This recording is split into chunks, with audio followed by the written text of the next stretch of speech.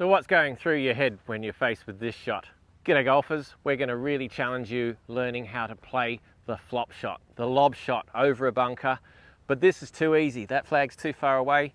We've set up another target, the white stick with my glove on it there, to really challenge us, this real delicate finesse shot over a bunker. And we're going to show you 3 different ways you can play this. And stick around for the third one. It's my personal favourite and the one that I believe that you should be using when you're faced with this shot.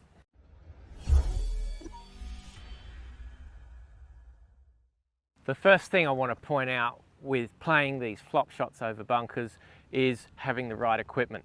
So I've got a fantastic Cleveland RTX 6 lob wedge here, 60 degrees of loft and 12 degrees of bounce. I like playing these shots with bounce. Bounce is your friend. It helps you to be more aggressive into the turf without the fear of digging in too much. Sure, there are tour players out there that play with 4 degrees of bounce, but they're practicing all the time and they've got to like it. But personally, I think most golfers are going to benefit from using plenty of bounce. Secondly, we're using a Mickelson Z-Star XV golf ball, so we've got plenty of spin. You need a tour style ball here, something soft, or actually there are some cheaper soft balls on the market now as well. You want something fairly soft if you want that maximum stoppage with these shots. But you have to factor that in with what you like to putt and chip with other shots. All right, first up, let's go the Phil Mickelson full lob shot. We've all seen him play it. He can hit over his coach with it. Definitely not going to try that one. It's really important to be aggressive with this style, and therefore it's a super risky shot to play. It's definitely not one I play very often. So I wouldn't say I'm particularly good at it because I don't practice it a great deal. It's a high risk shot. What we're going to do here is get the club face opened up so much that we can stand a glass of water on it. So it's a full 90 degrees of loft here. And we do that by making sure the shaft is vertical to slightly back, but then opening the face a lot. And therein lies the high risk. Big open club face, and we're going to hit this with a fairly full swing. So setup wise, it's not very rotational. It's very much arms and shoulders. So we're going to be quite wide, low to the ground, a little bit of knee flex. We're going to have the ball well forward in our stance, but a bit of weight forward. This works off of these tight lies, these fairway lies. If you're in the rough, then you're going to have a little bit more weight back, but we need to hit down into this a little. With all of these flop shots, you need to release the club. The club is going to pass the hands. So I wouldn't say it's a scoop, but it's very different to a lot of other shots that we play that are more sort of stable and finishing here.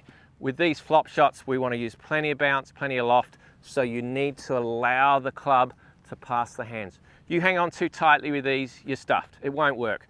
You've got to be softer. You've got to be sort of supple in the hands and wrists and allowing the club to pass the hands. And that's for all of these 3 styles of flop shot. All right, let's have a go, see if I can pull this off. Whew, that's a scary club face to look at. 90 degrees of loft here. And therein lies the danger. I haven't got the power to get over the bunker there, so I'm in the bunker. Let's try it one more time. As I said, I don't practice this too much. Let's see if we can do a little bit better.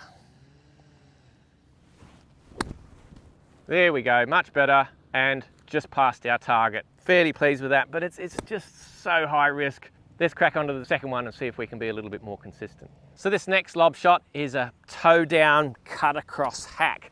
Dan Grieve likes this one, and he reckons you can play it off of hard pan. So I guess the idea is by having the shaft up higher and having the toe down on the ground, we're utilizing that widest part of the lob wedge to sort of glide through the dirt or the grass and not dig in too much because it's wider and it's got a bit more bounce. So the way you set up to this is you get a lot closer to the golf ball, not as wide, open face, but not quite as open as what we were doing with the Phil Mickelson flop shot, and then just cutting across it. So again, arms and shoulders, but this time just swinging out, really out across this way, and we're really producing a lot of cut spin rather than just back spin. So theoretically, this should stop very quickly as well. But again, it seems like a lot of high risk to me because it's going across the ball so much. Definitely possible. Let's have a go.